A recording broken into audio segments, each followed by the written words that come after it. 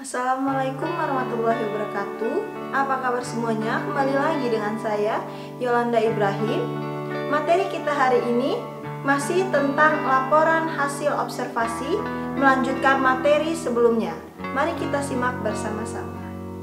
Materi yang pertama yaitu mengenai struktur teks laporan hasil observasi, dibagi menjadi 3. Yang pertama ada pernyataan umum yang berisi definisi atau keterangan umum tentang subjek yang dilaporkan.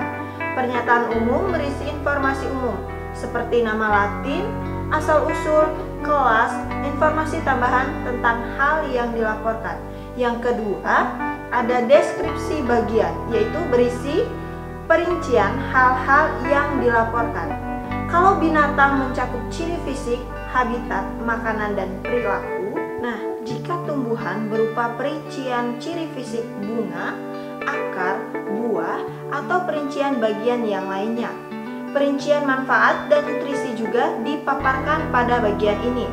Kalau yang dilaporkan berupa objek, deskripsi bagian berisi klasifikasi objek dari berbagai segi dan deskripsi manfaat suatu objek, sifatnya khusus objek.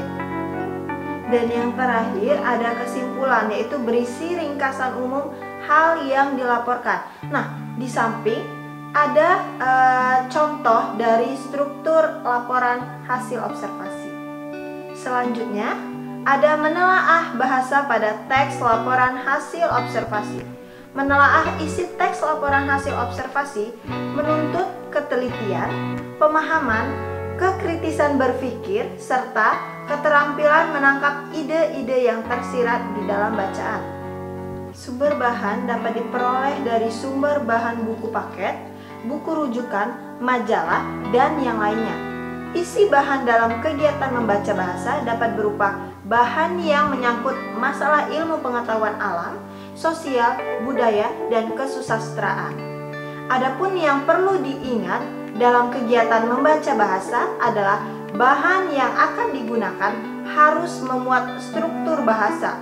Berikut ini adalah contoh menelaah bahasa teks laporan hasil observasi. Yang pertama, ada mendaftar istilah pada teks hasil observasi.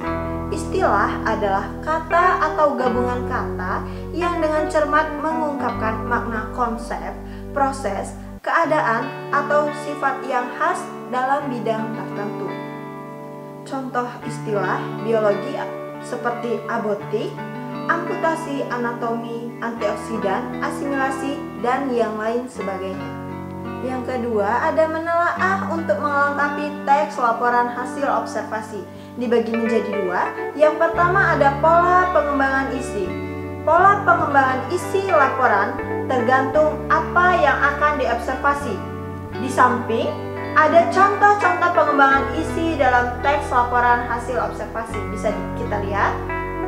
Nah, yang pertama tadi pola pengembangan isi, dan yang kedua ini adalah pola pengembangan urutan isi.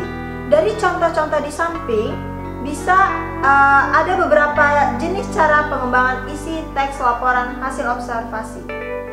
Nah, contoh di samping ada kerangka laporan tentang terumbu karang. Dibagi menjadi 4, bisa kita lihat bersama-sama. Yang pertama yaitu mengenai definisi. Definisi di sini biasanya berada di awal paragraf. Yang kedua ada habitat atau lingkungan tempat hidup. Di sini bisa dijelaskan untuk di paragraf kedua.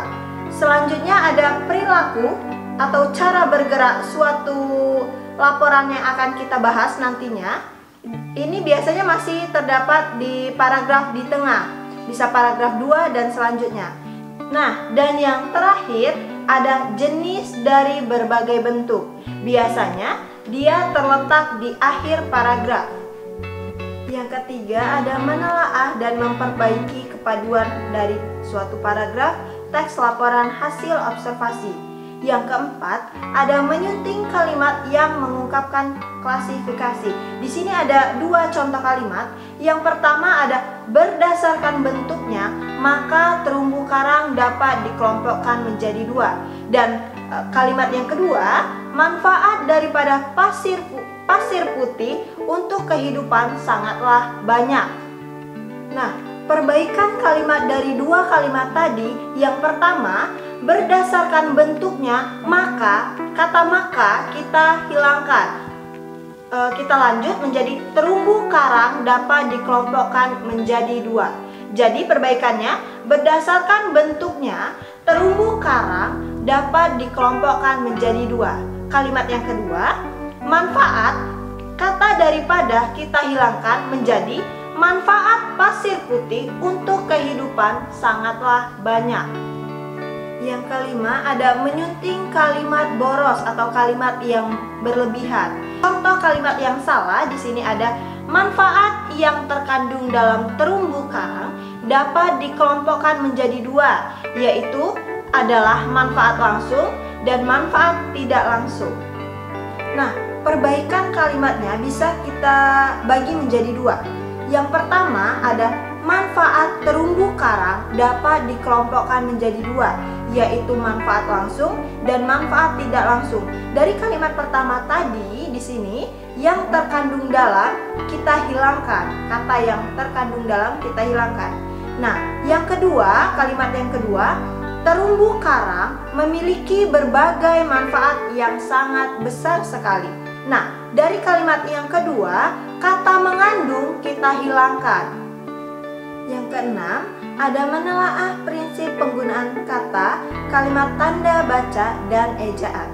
Penggunaan huruf kapital, tanda koma, tanda titik, dan tanda titik pada teks. Yang pertama ada tanda koma dipakai di antara unsur-unsur dalam suatu perincian atau pembilangan, seperti kata dan ataupun.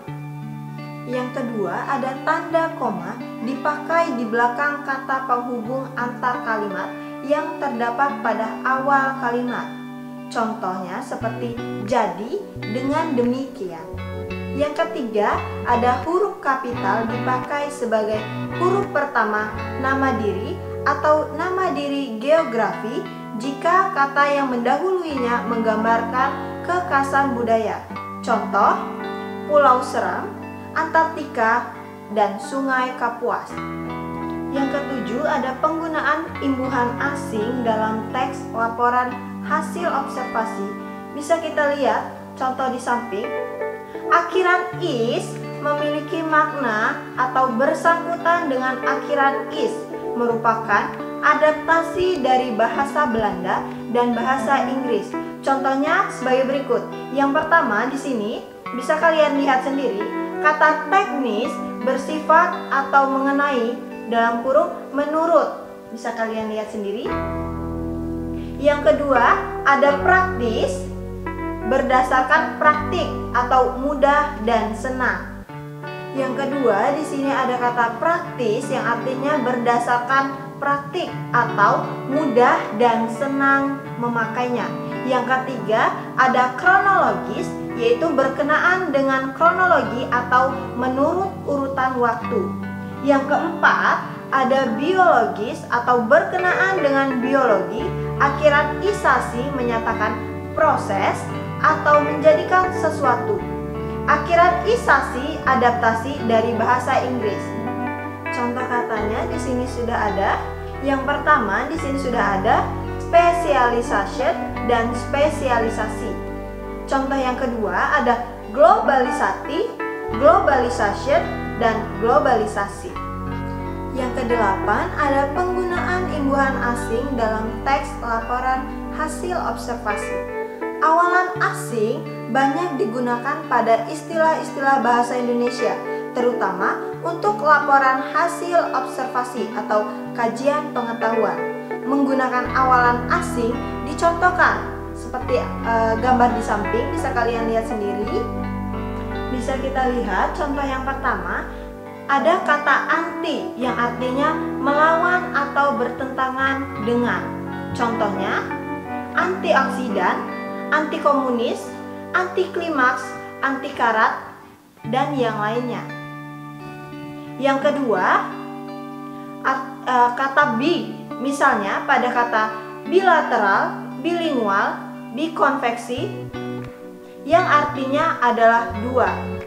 Yang ketiga ada kata de yang artinya meniadakan atau menghilangkan, seperti kata dehidrasi, devaluasi, dehumanisasi, ataupun deregulasi. Nah, yang keempat, contoh keempat, 5 sampai dengan 7 bisa kalian lihat sendiri di samping. Bisa kalian baca. Nah, materi yang terakhir yaitu langkah-langkah menulis teks laporan hasil observasi. Secara umum, langkah-langkah menulis teks laporan hasil observasi dibagi menjadi 4. Yang pertama, kita harus membuat judul laporan. Yang kedua, menyusun kalimat pembukaan. Yang ketiga, menyusun isi laporan yang berisi gagasan-gagasan pokok dan saran yang disertai alasan terhadap laporan hasil pengamatan. Langkah yang terakhir atau yang keempat ada menulis kalimat penutup. Dengan mengetahui teknik penyajian suatu hasil laporan atau kunjungan, memudahkan kita untuk melaporkan dalam menyusun laporan hasil pengamatan secara runtut dan menarik serta sesuai dengan kenyataan yang ada. Baik, sekian materi tentang laporan hasil observasi seksi 2 di kelas 7. Semoga bermanfaat untuk kita semua. Saya akhiri. Wassalamualaikum warahmatullahi wabarakatuh.